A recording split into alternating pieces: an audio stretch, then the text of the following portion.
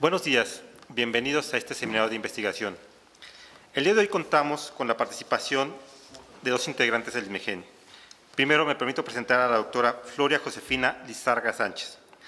La doctora Lizárraga es bióloga por la Facultad de Ciencias Médicas de la UNAM. Cursó la maestría en Ciencias Bioquímicas en la Facultad Química de la UNAM y el doctorado en Ciencias Biomédicas en la Facultad de Medicina de la UNAM. Ambas tesis se realizaron en el laboratorio del doctor Jorge Meléndez, en el INMEGEN, en el Instituto Nacional de Cancerología, Realizó un postdoctorado en el laboratorio de la dinámica de la membrana y del citoesqueleto con el doctor Philippe Crabnier en el Instituto Curie de París. Realizó un segundo postdoctorado en el laboratorio de genómica funcional del cáncer con el doctor Jorge Meléndez en el INMEGEN. Desde 2013 es investigadora asociada en el laboratorio de la doctora Vilma Maldonado Laguna en el INMEGEN. Cuenta con 19 publicaciones en revistas científicas indexadas. Ha dirigido 5 tesis de licenciatura, 1 de maestría y 2 de doctorado. Ha participado en comités tutorales, en comités de exámenes de grado y de ingreso del posgrado, así como en la impartición de cursos de licenciatura y posgrado. Actualmente participa en el proyecto Caracterización de las funciones y compañeros moleculares del LIN C00052 en células de cáncer de mama. En el análisis integral de las funciones de los ARN largos no codificantes regulados por la metaloproteasa MT-MPP en células de cáncer de mama. Las líneas de investigación de su interés son biología celular del cáncer, molécula de la matriz extracelular y microambiente, invasión y metástasis, funciones de ARN largos no codificantes. También nos acompañará el maestro Miguel Ángel Juárez Mancera. Él es biólogo por la Facultad de Ciencias en la Universidad Nacional Autónoma de México. Cursó la maestría en Ciencias de la Salud en la Escuela Superior de Medicina del Instituto Politécnico Nacional y ha participado en diversos congresos. Actualmente se encuentra cursando el tercer semestre del doctorado en Ciencias Biológicas de la Universidad Nacional Autónoma de México en el Laboratorio de Epigenética en el INMEGEN, bajo la dirección de la doctora Floria Josefina Lizárraga Sánchez en el proyecto Caracterización de las funciones y compañeros moleculares del LIN C00052 en células de cáncer de mama. Doctora Lizárraga, bienvenida.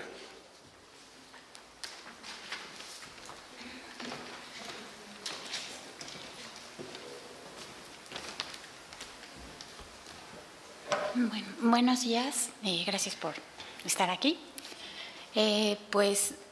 Como mencionó el licenciado, nuestro seminario de hoy se titula El análisis del LIN 00052 en las funciones de cáncer de mama.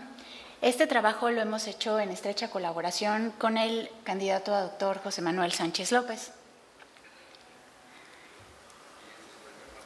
Como vimos en el seminario pasado con el doctor Pérez, el cáncer de mama es una enfermedad de importancia mundial. En nuestro país es la primera causa de muerte por cáncer en la mujer desde el año 2016. Y es un conjunto de enfermedades que presenta además una alta incidencia y mortalidad, no solo en México, sino en el mundo. Es importante mencionar que en nuestro país un gran porcentaje de mujeres que presentan esta enfermedad son diagnosticadas cuando la enfermedad ya ha sido avanzado. Y se ha visto que son altamente resistentes a terapias y la mortalidad está incrementada principalmente por la formación de tumores secundarios.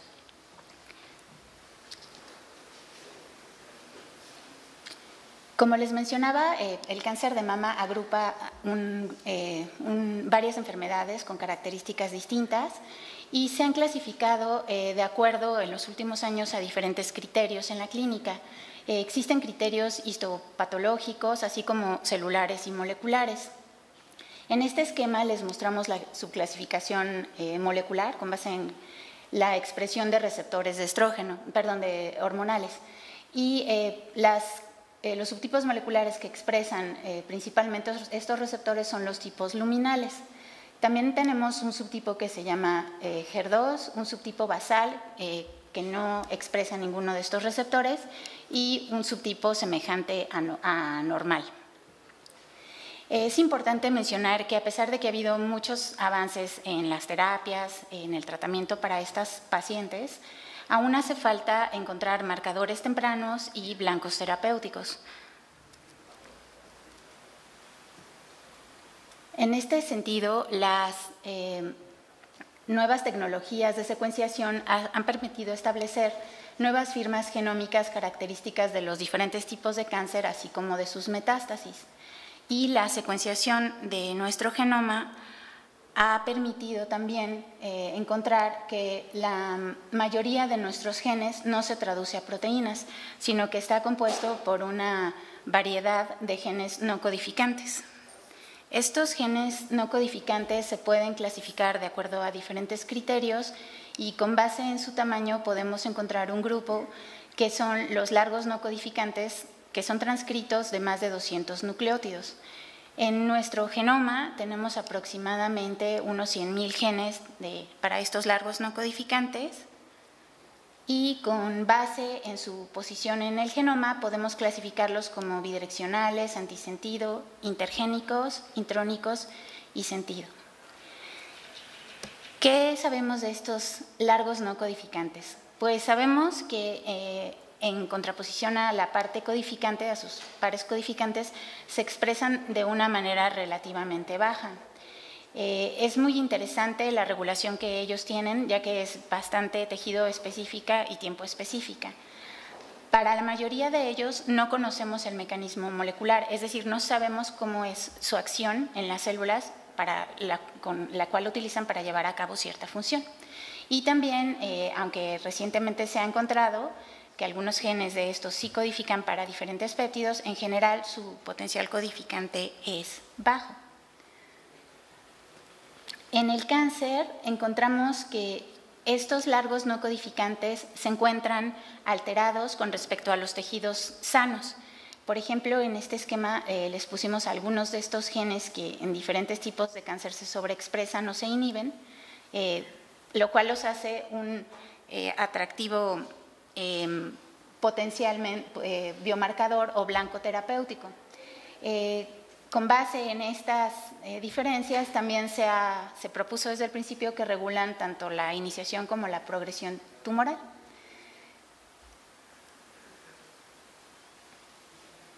¿Y cómo es que hacen su acción estas moléculas?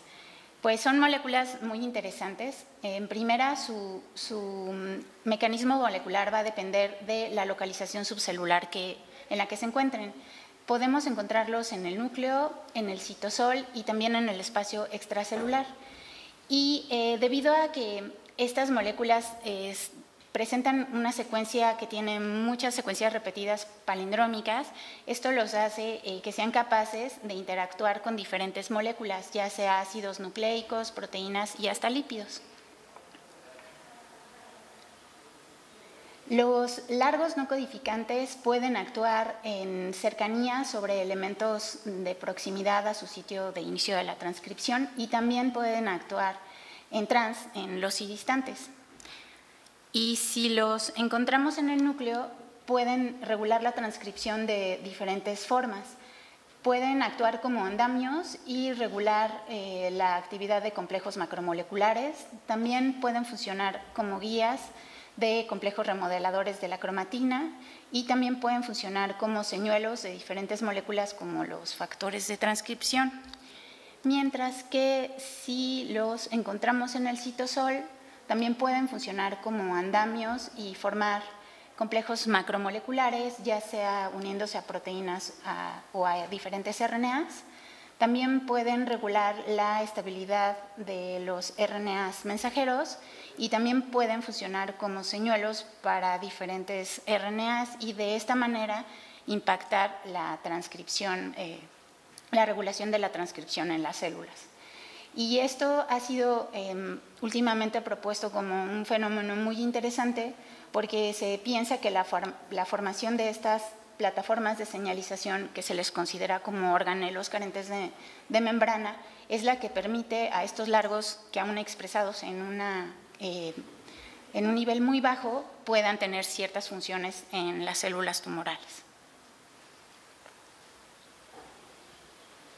En el cáncer de mama pues se han estudiado, como probablemente todos ustedes saben, ya una gran cantidad de estas moléculas, tanto que su expresión diferencial y el juego que hacen con la parte codificante ha permitido que se replanteen algunas de las clasificaciones del cáncer de mama. Sabemos que pueden regular de manera positiva o negativa cada una de las características del cáncer, ya sea porque presentan una expresión diferencial o porque llevan a cabo una función específica. Y bueno, pues esta imagen es solo para mostrarles algunos ejemplos de un artículo más o menos reciente y que vean la cantidad tan grande de estas moléculas. Sin embargo, como les decía, para la mayoría de ellos no sabemos cómo funcionan. En nuestro laboratorio estamos interesados en estas moléculas y también, como les comentaba, en el cáncer de mama. Y hemos utilizado en los últimos años diferentes modelos, tanto in vivo como in vitro, que nos han permitido estudiar esta enfermedad. Aquí les presento el modelo de los esferoides tridimensionales que utilizamos en el laboratorio para las células MSF7 de origen luminal. Y este es un modelo muy bonito porque asemeja las primeras fases del crecimiento de los tumores avasculares. En este modelo lo que vemos es que conforme va creciendo el esferoide, se va estableciendo un microambiente característico, se van uniendo las células y formando diferentes interacciones y se establece una heterogeneidad zonal. Esta heterogeneidad zonal, conforme el esferoide es más maduro, puede mostrar tres capas: un centro necrótico, una zona quiescente y una capa externa de células que están proliferando. Y también en este modelo podemos observar que se forman gradientes, como ocurre en un tumor in vivo, ya sea de factores de crecimiento, nutrientes, oxígeno, desechos, entre otros. Utilizando este modelo, en el laboratorio decidimos investigar cuáles eran, primero, las diferencias que había entre crecer las células en un modelo de esferoide en comparación con la monocapa. Y encontramos, como se ha reportado también en la literatura, que las células que crecen en un modelo tridimensional poseen una mayor capacidad proliferativa, una mayor capacidad de migrar e invadir, un metabolismo energético alterado y también que son más resistentes a fármacos. Al ir creciendo este esferoide, analizamos su perfil transcriptómico por RNA-seq y encontramos que más de 1000 genes, tanto codificantes como no codificantes, regularon su expresión.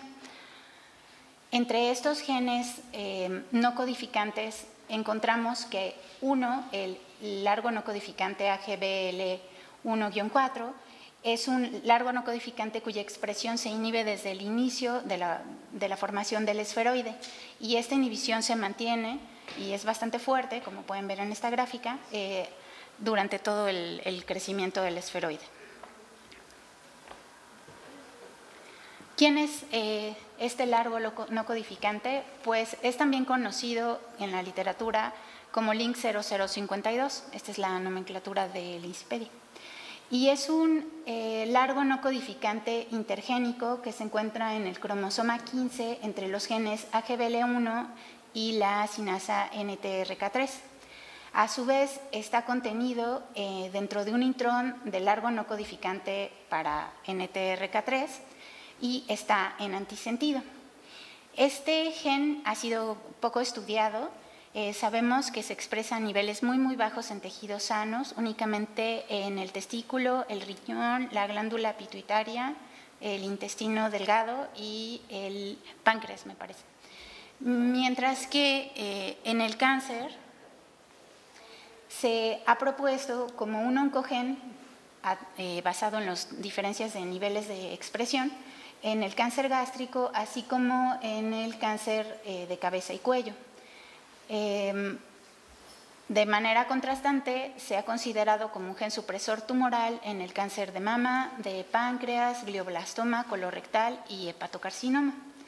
E incluso las diferencias en su expresión han permitido que se considere como un biomarcador en el cáncer de mama y en el carcinoma de células escamosas de lengua. ¿Qué sabemos qué sabíamos en el momento que comenzamos este proyecto de Link 0052 en el cáncer de mama? Pues existía un trabajo de LB y sus colaboradores en el que midieron la expresión de Link 0052 en muestras de pacientes de origen luminal y en aquellas de triple negativo. Y lo que ellos encontraron fue que las muestras de tipo luminal presentan una mayor expresión a comparación de aquellas triple negativo. Esto también lo observaron en líneas celulares derivadas de estos subtipos moleculares de cáncer, en donde podemos ver que las de origen luminal tienen una mayor expresión en comparación con las de origen basal o triple negativo. Por otra parte, el grupo de Salame decidió investigar cuál era la localización subcelular del Link 0052 en las células MSF7, que son las de origen luminal, por RNA FISH, y encontraron que Link 0052 se distribuye tanto en el citosol como en el núcleo de estas células. Entonces, con base en estos antecedentes y con lo que nosotros habíamos encontrado, es decir, que desde que se inicia la formación del esferoide, aproximadamente en el día 2, encontramos muy disminuida la expresión del Link 052, decidimos mimetizar o emular esta situación de inhibición del Link 052 para investigar sus funciones.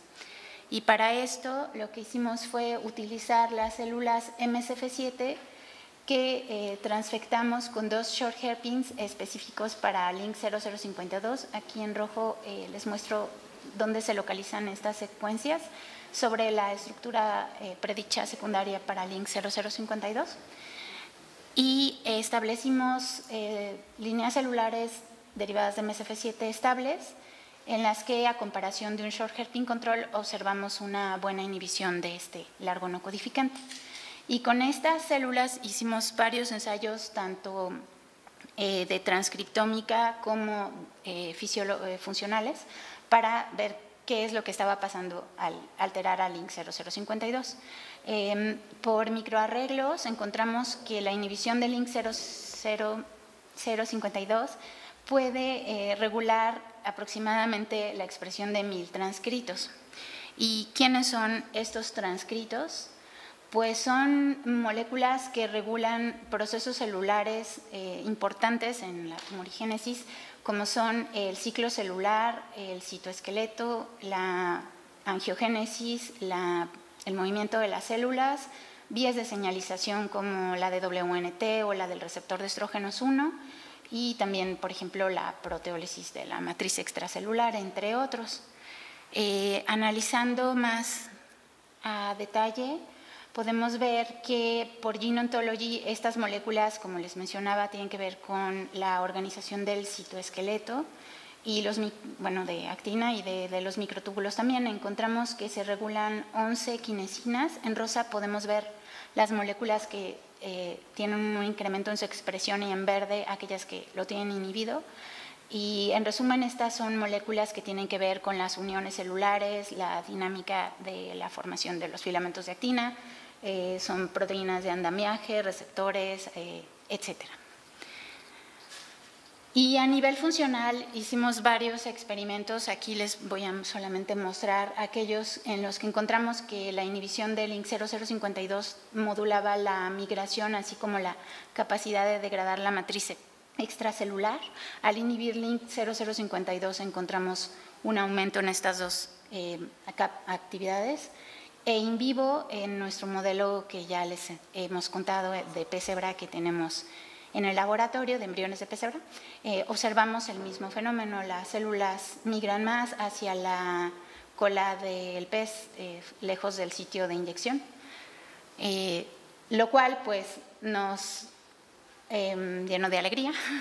Y bueno, esto también nos llevó a pensar, pues, al parecer, cuando quitamos link 0052 en las células de cáncer de mama, lo que pareciera es que se regulan procesos negativamente, como si actuara como un supresor tumoral. Pero esto, ¿cómo lo hace link?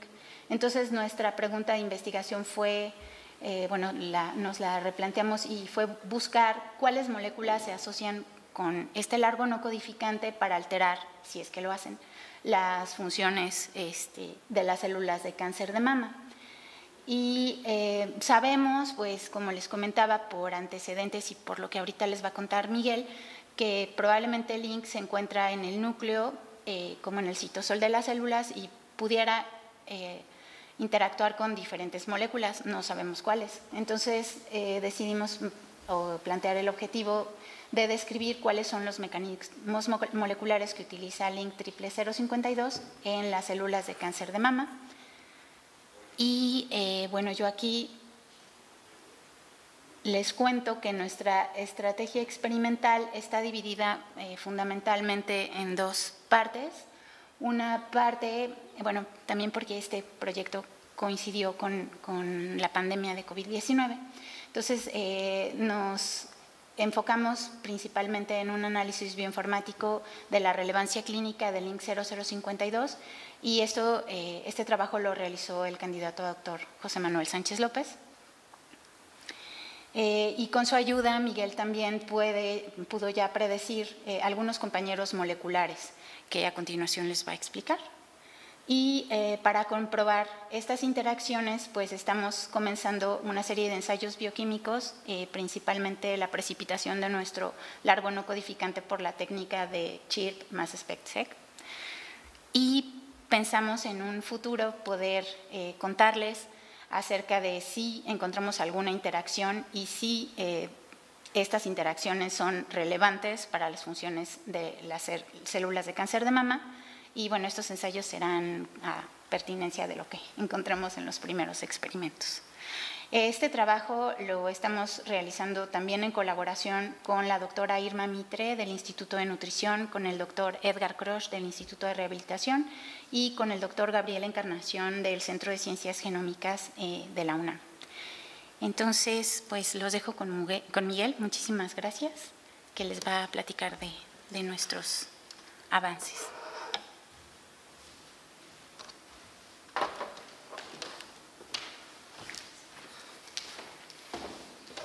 Buenos días. Entonces, voy a tratar de explicar rápidamente los avances que tenemos hasta ahorita que hemos encontrado en cuanto al link 00052.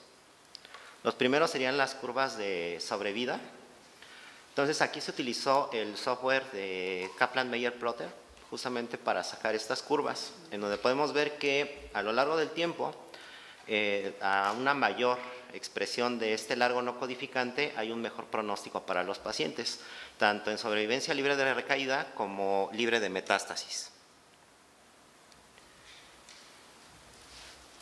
También lo que logramos encontrar con este software fue que si separamos las clasificaciones moleculares del cáncer y lo relacionamos con la expresión del link 00052, vemos que sin importar que estén o no presentes los receptores hormonales, link 00052 tiene a dar un mayor pronóstico cuando este se encuentra mayor expresado en los pacientes.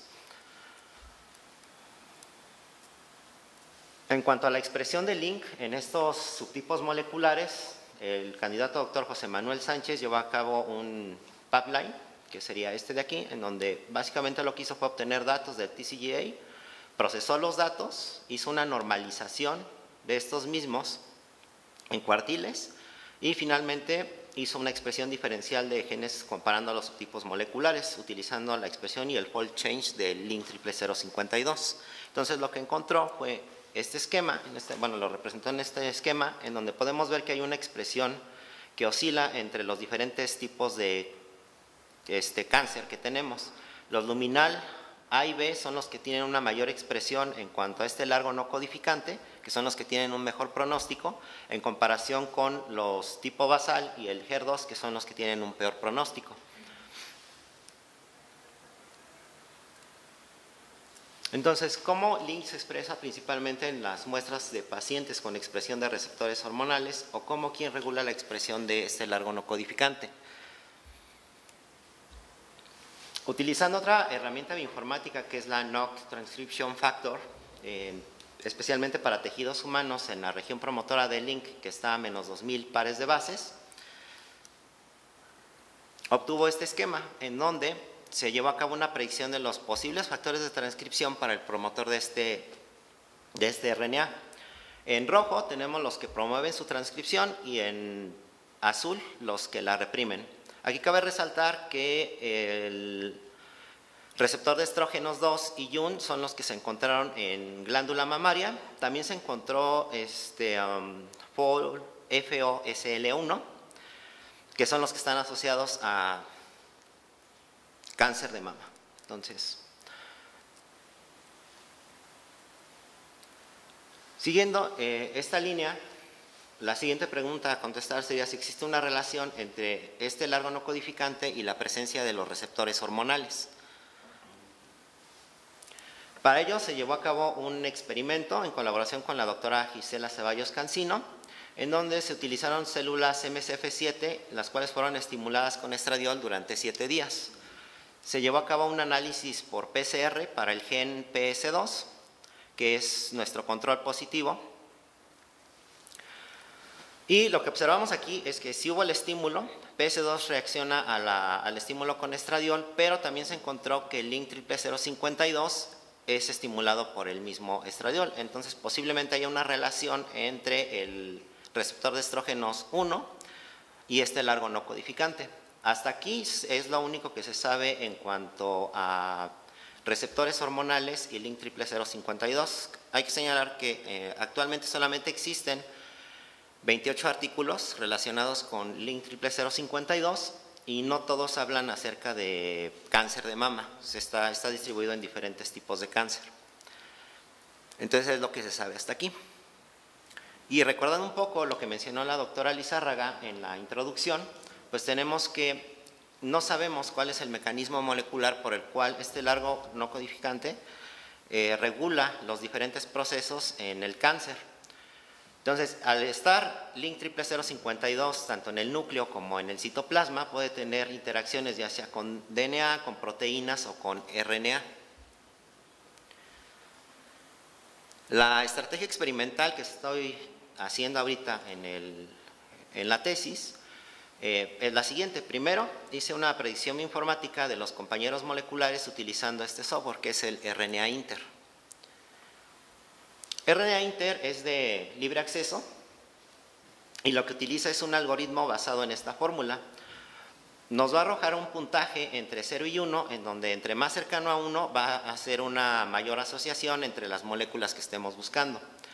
Estas tres variables, bueno, pues nos representan lo que utiliza el software para justamente hacer esta predicción. Entonces, utiliza la literatura, los ensayos experimentales que se conocen hasta ahorita y finalmente los tipos de tejido y células en donde se pueden encontrar las moléculas de interés.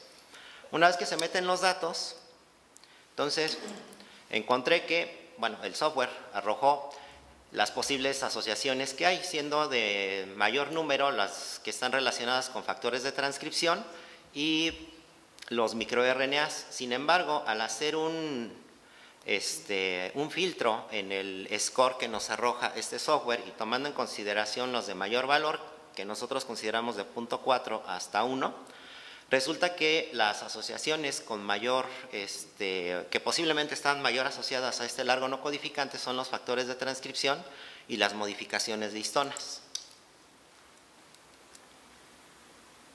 Después de este filtro nos quedamos solamente con las 10 primeras moléculas y entonces podemos encontrar varios factores de transcripción como el FOXA1, varias modificaciones de histonas, una proteína, la POLR2A, un RNA mensajero y un microRNA.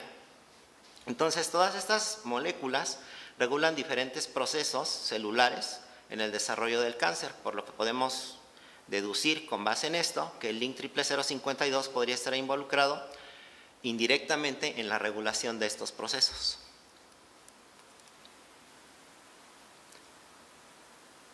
Y para saber ahora qué moléculas son las que están involucradas con link 00052, estamos llevando a cabo un ensayo bioquímico, el cual es el aislamiento del RNA a través de la ChIP-MS-seq.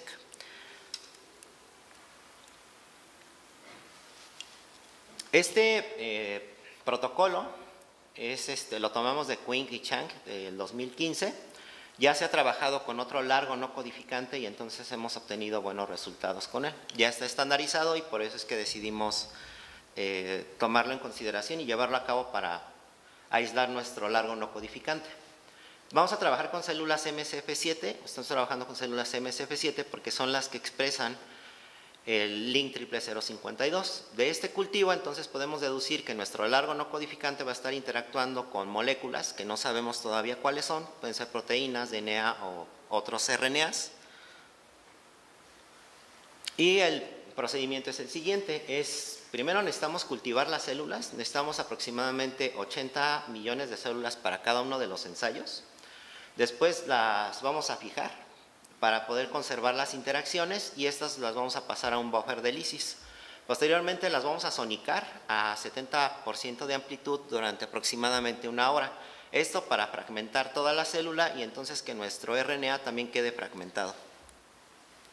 ¿Por qué? Porque la ChIP nos exige que tengan una determinada longitud de pares de bases para poder hacer una correcta precipitación del largo no codificante.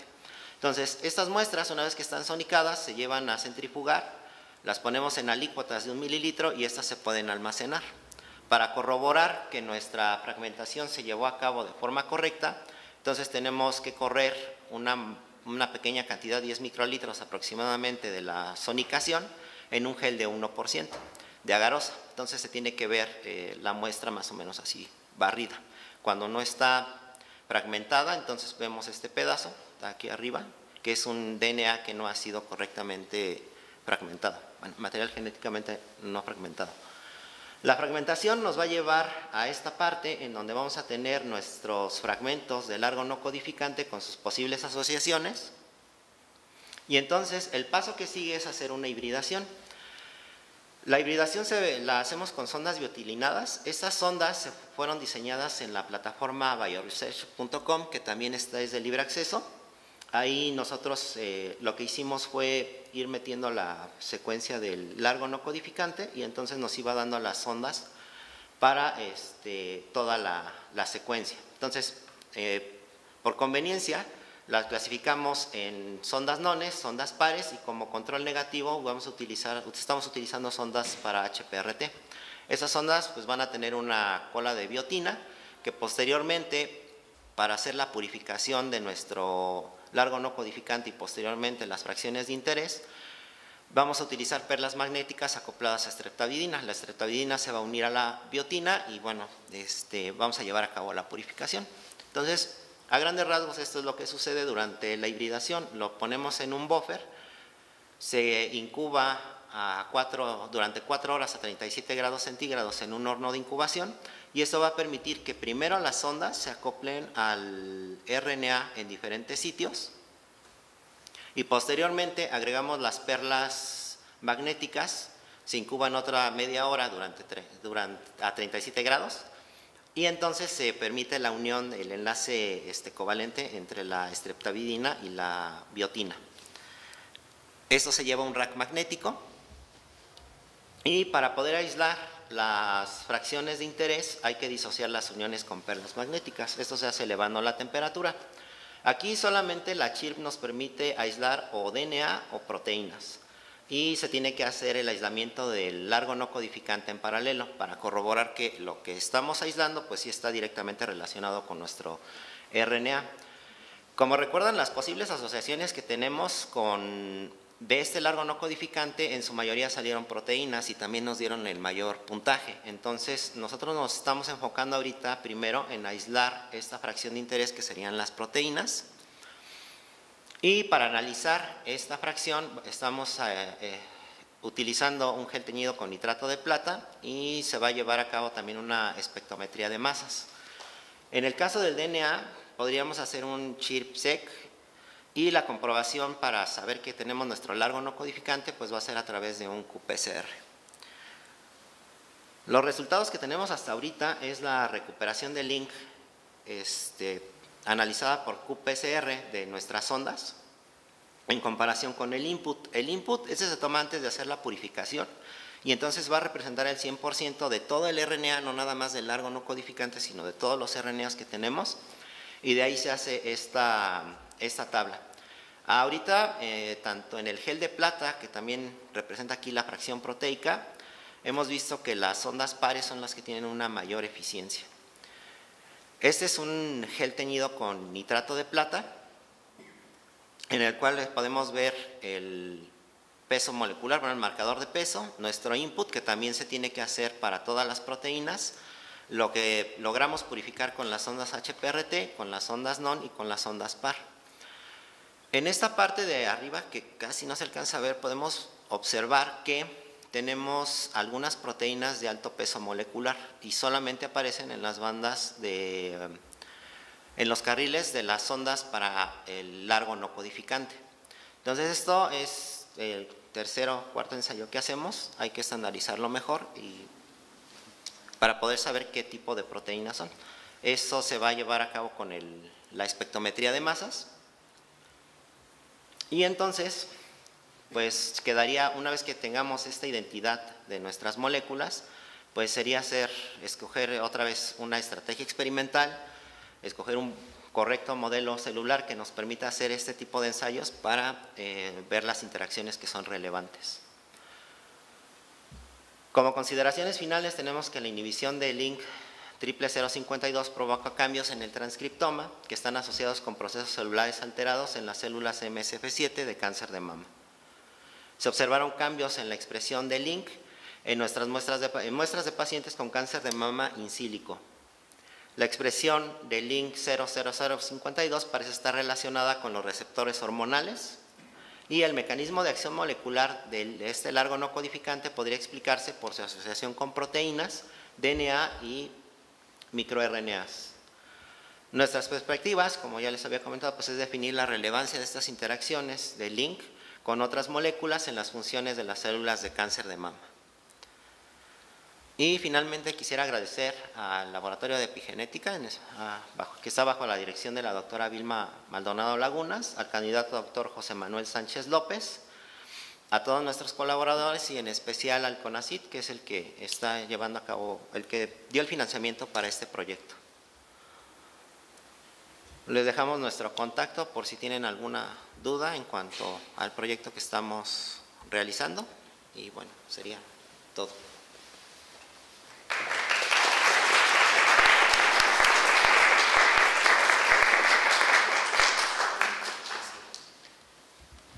Fíjate que muy interesante, yo creo que en el mundo de los largos no codificantes y todos los transcritos que se generan en el genoma, pues hay un mar de cosas por descubrir y caracterizar en su función, ¿no? A veces interpretamos que solo lo codificante es trascendental. Y yo tengo una duda sobre el mecanismo que están explorando para el no codificante 52. Si el mecanismo pudiera estar en cis en la región codificante cercana, es decir, ¿qué tanto han visto si el largo no 52 afecta o regula la expresión de los mismos genes que están en la misma región? Entendí que era intergénico, entonces hay como 2 o 3 genes por ahí.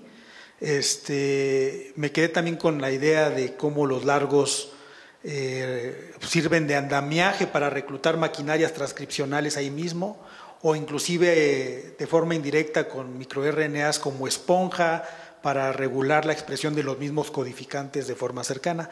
Entonces, ¿qué tanto pudiera ser un mecanismo con los genes cercanos en la región donde se expresa el largo 52? Bueno, si recuerdan la predicción que hizo Miguel con Manuel, uno de los... es que aquí no sé cómo... Perdón.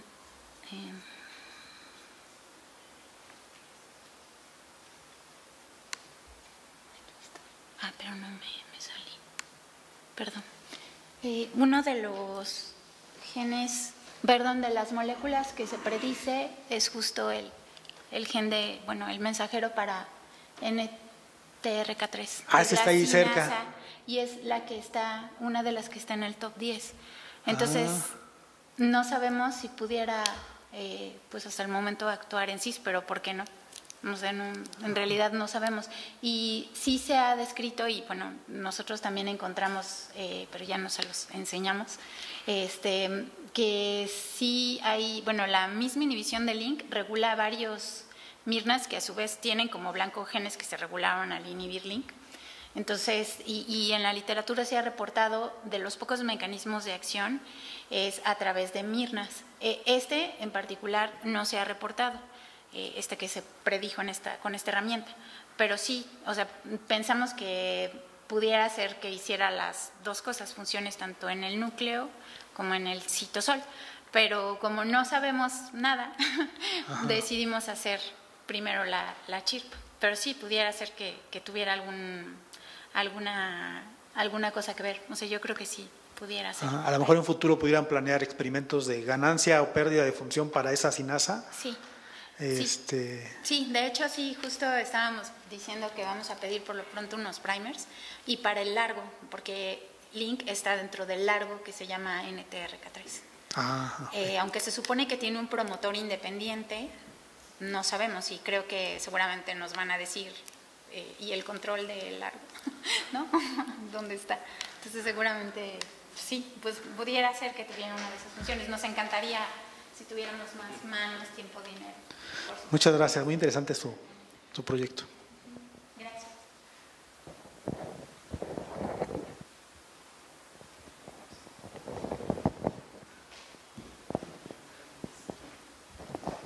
Hola. Oye, doctora, una pregunta, ¿por qué midieron el largo a tiempos tan largos después del estradiol? Si no han pensado en medirlo en tiempos cortitos, desde 15 minutos tal vez, que es cuando ya responden cuando pone uno hormonas, y si no han pensado medir otras hormonas como con progesterona, glucocorticoides. Y la segunda es si no han pensado también medirlo en sangre. Una de las grandes ventajas de los largos es que a pesar de tener una estructura muy grande y compleja, esto los hace que sean menos lábiles y entonces tienen la ventaja de los mirnas, ¿no? Entonces, si lo encuentran en sangre, sería un buen marcador. Sí,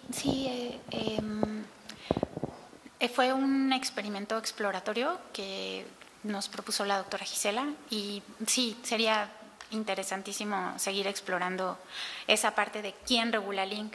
Se las quisimos mostrar porque realmente nadie lo ha propuesto y aunque son pues ensayos preliminares pudiera ser, pero sí simplemente, no sé, mutar el promotor, hacer algún ensayo así a tiempos más cortos con otras hormonas, porque si recuerdan les mostramos también las curvas de sobrevida en donde se separaron las muestras por si se expresaba o no el receptor y si recuerdan, hay una gráfica donde no hay, o sea, en las muestras basales donde no hay expresión de receptores y aún así tener mucho link les da muchísima más ventaja a las pacientes. Entonces sí, hay muchas cosas que explorar y bueno, sí, con la doctora Gretel vamos a medir a link 0052 en las plaquetas al menos.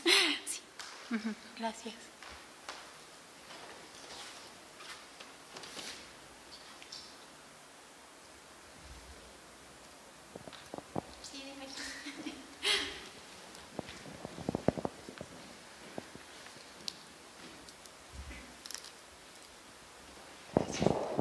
Bueno, antes que nada, muchas felicidades por el trabajo. Vemos que sí es muy laborioso todo lo que están haciendo. Pero una pregunta, comentabas en tus antecedentes que este largo no codificante sí inhibía su expresión a la hora de formarse los esferoides. Ya que hicieron el análisis del promotor, ¿hay alguna sugerencia, alguna idea de lo que pudiera ocasionar o algún, no sé, factor de transcripción o mecanismo que esté involucrado en este silenciamiento? ¿Han visto algo de eso? Pues solo están predichos bien poquitos, creo, factores para su inhibición. Ay, me equivoqué, perdón. No sé si no lo estoy haciendo bien.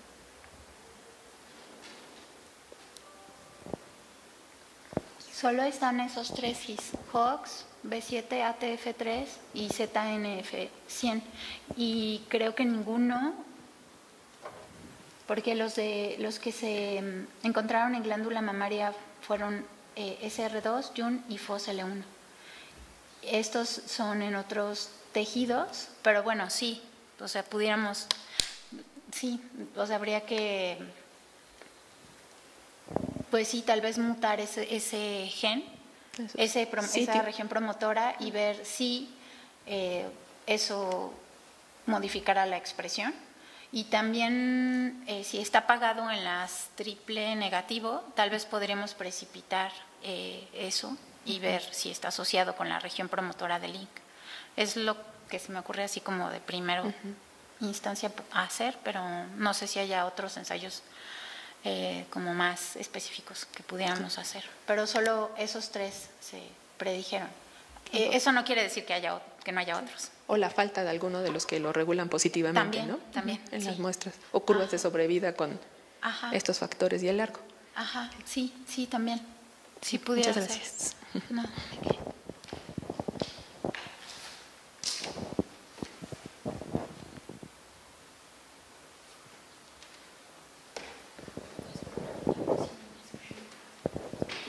Hola, muchas felicidades por la presentación.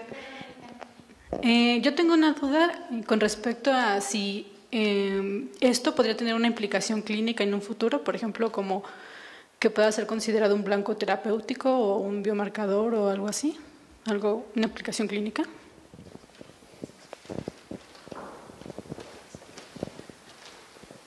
Pues sí, como vimos en las curvas de sobrevida, más que nada al actuar como un gen supresor, yo creo que podría ser más como un marcador de pronóstico. Sí, tanto así como para un blanco terapéutico, no creo. Sería más, basándonos en lo que tenemos hasta ahorita, sería más como un biomarcador.